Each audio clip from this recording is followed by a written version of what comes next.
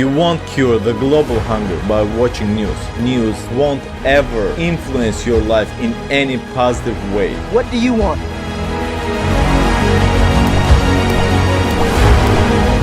We live in a very interesting era, and that's precisely why I would like to talk about the news, and more specifically why you should avoid watching news as much as you do today. And it's not because of the biggest media companies are not trying to inform you, rather make you to click on the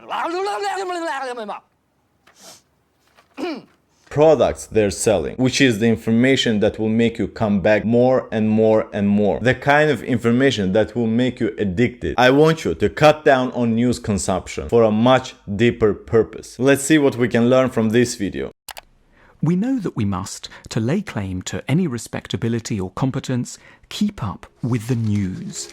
That's why we've ringed the earth with satellites, crisscrossed it with fibre optic cables, and created networks of news bureaus that inform us with urgency of pretty much any event to have unfolded anywhere on the planet in the last few moments.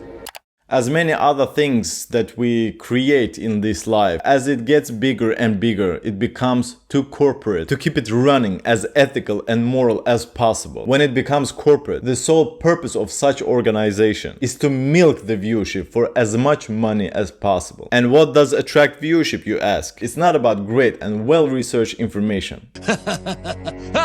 It's all about fear. So when the purpose of the company becomes to make you psychologically drawn to their products, the kind of information they're presenting becomes secondary.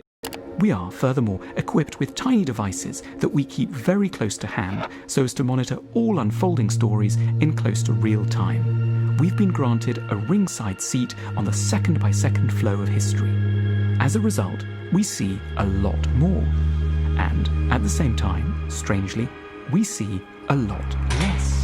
All the devices, all the technology that we have today is a pure form of distraction. Distraction from seeing the truth. And truth can be only seen if you look within. It goes to such an extreme that whenever you get the time to spend on your own, you become restless and find yourself in this, boredom, when you have to do something so that your mind doesn't trick you in the most darkest corners of your deeper self. You will do everything to avoid such confrontation. So, what you do? You indulge in consumerism. And mind you, digital consumerism is free and endless. The constant presence of news from without hampers our ability to pick up on an equally important, though far less prestigious source of news from within. We are not by nature well equipped to see inside ourselves. Consciousness bobs like a small boat on a sea of disavowed emotions. A lot of feelings and ideas require a high degree of courage to confront. That's exactly what I was talking about. You have to be courageous in order to look deep into yourself and ask very uncomfortable questions. Because your feeling unease won't ever disappear unless you process that. Unless you dig deep and march on into the dark pit of exploration. With only flashlight being your curiosity, willingness to find fulfillment in this life. They threaten to make us uncomfortably anxious, excited, or sad were we to learn more about them. So we use the news without to silence the news from within. We have the most prestigious excuse ever invented not to spend too much time roaming freely inside our own minds.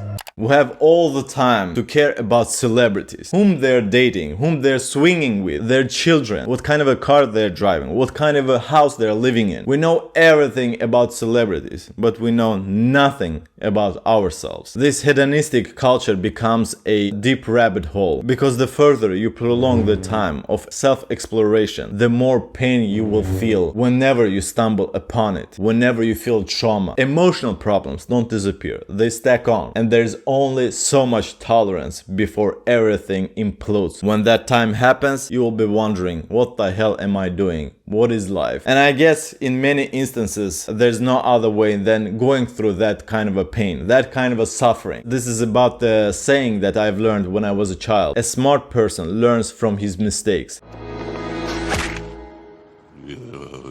A wise person learns from others' mistakes. So do yourself a favor and invest time in exploring yourself proactively. It's not that the news from without is unimportant to someone. Indeed, it will be the most important thing in certain people's lives, a continent away, or in a company in the capital, or somewhere in the upper reaches of government. It's just that this news is almost certainly wholly disconnected from our real priority over the coming years. What happens in a country thousands and thousands miles away from you has nothing to do with your real life experience. It won't affect you in any way. The only thing you are doing is you distracting yourself by investing your precious time on consuming news that won't ever influence your life in any positive way. What do you want? What do you want? It's not that simple. What do you want? Whenever you spend time on something, always ask yourself, what am I getting from this information? Now, of course, there are some moments when you want to wind down and just relax and have something brain dead to watch when you have worked very hard and you want to cut you some slack. But when your energy is on top, when your productivity is high, you have to invest that time, make life better for your future self. You won't cure the global hunger by watching news. But you could cure the hunger through learning skills, through investing time in improving yourself, bettering yourself, and maybe eventually becoming as influential as you might potentially be. So you have all kinds of power to make a real change. Which is to make the most of our life and our talents in the time that remains to us. It's touching that we should give so much of our curiosity over to strangers. But it's poignant that we are forced eventually to pay such a high price for this constant dispersal of energy.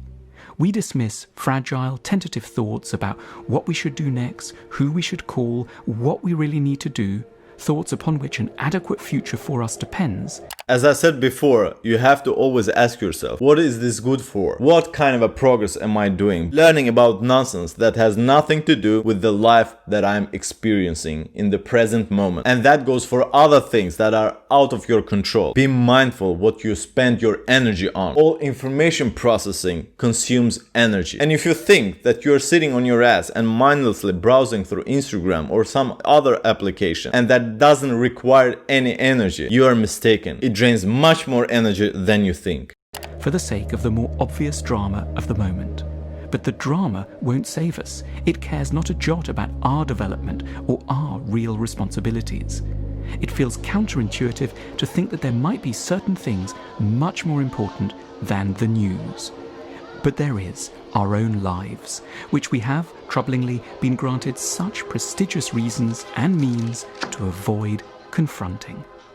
Confront your life. Don't let it slip out from your fingers, because you will regret further down the line whenever you reach the old age and realize that you just blew your potential and there was so much more you could do. You know, there's a usual misconception that people say what they regret most in life, and that is not spending time with their loved ones. But that is bullshit. They're just saying that in order to cope with the situation at hand. The most regret you will feel in this life is the regret of not doing more. Basically what I do is I do the top dose, which is 4 scoops. Not just for material wealth, but for mental wealth. And remember, life is now. Hossein, out.